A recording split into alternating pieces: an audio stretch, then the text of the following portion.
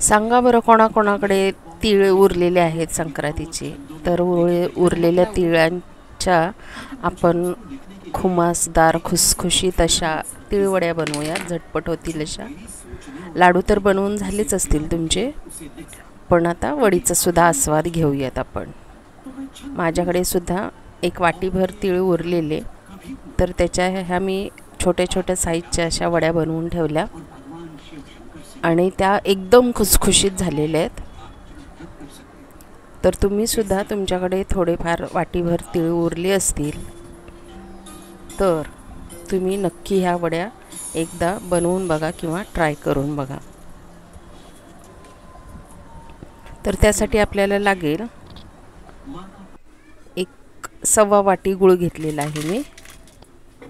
1/2 वाटी का तर 1 वाटी तीळ आहे, 1 वाटी त्यासाठी गूळ आणि अर्धी वाटी जवळपास मी शेंगादाण्याचा कूट करून घेतलेला आहे. आणि तीळसुद्धा चांगले खरपूस भाजून असे जाडसर वाटून घेतलेले, एकदम बारीक करायचे नाही आहेत, जाडसर दाणेदार आपण शेंगदाणे कसे वाटतो तसे वाटून घेतलेले आहेत. आणि हे तिन्ही मिश्रण आपण हाताने व्यवस्थित मिक्स करून घ्यायचे आणि त्यावरून आपण जायफळ आणि वेलची पूड हे दोन्ही वाटताना मी त्यामध्ये मीठ घातलेलं, त्याच्यामुळे मिठामुळे गोडाच्या कुठल्याही पदार्थाला चव अगदी छान येते, हे तुम्हाला माहिती असेलच. तर आता हे हाताने मिक्स करून घेतलेलं मिश्रण जे आहे ते आपण कढईमध्ये टाकून चांगलं परतवून घेऊया. 1 मिनिटाभरासाठी आपण परतवून घेतलं की त्याच्यामध्ये 2 चमचे होईल एवढं पाणी टाकायचं.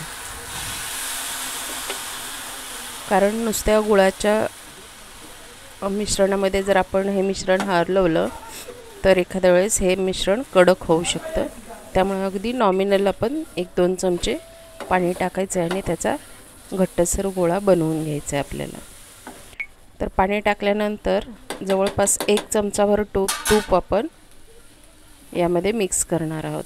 तुपाने सुद्धा चव अगदी आपल्या वडीला अप्रतिम अशी येते.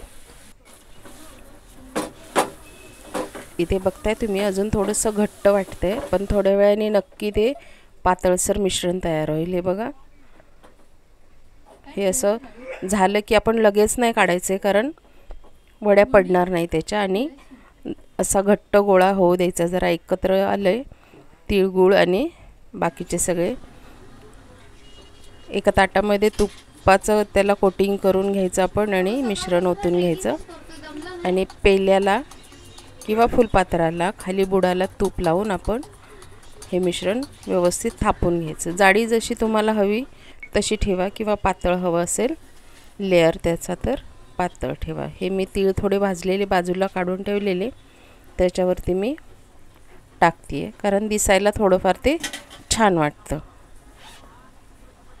आणि रूम टेम्परेचरलाच आपण हे मिश्रण थंड करून घ्यायचं आहे. जवळपास 4-5 तास आपण थंड करण्यासाठी या मिश्रणाला ठेवून द्यायचं. 4-5 तासानंतर आपण बघितलं तर आपलं मिश्रण व्यवस्थित वड्या पडेल एवढं घट्ट झालेलं आहे. तर सुरीच्या साहाय्याने किंवा तुमच्याकडे पिझ्झा कटर असेल त्याच्या साहाय्याने तुम्ही वड्या पाडू शकता. इथे मी सुरीच्या साहाय्याने वड्या पाडून घेते. शेप जसा तुम्हाला आवडेल तसा ठेवा, जाड मोठा किंवा हा मी स्क्वेअरवाला ठेवलेला आहे, तुम्ही शंकरपाळीच्या आकाराचा सुद्धा ठेवू शकता.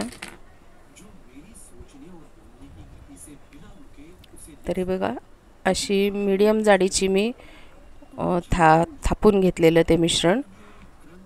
तर तुम्हाला यापेक्षा जाड हवं असेल तर जाड थापू शकता किंवा पातळ हवं असेल तर पातळ थापून अशा प्रकारे वड्या पाडू शकता. अगदी मस्त अशा खुसखुशीत वड्या तयार झालेल्या आहेत आणि याची टेस्ट तूप घातल्यामुळे आपण खूप छान येते.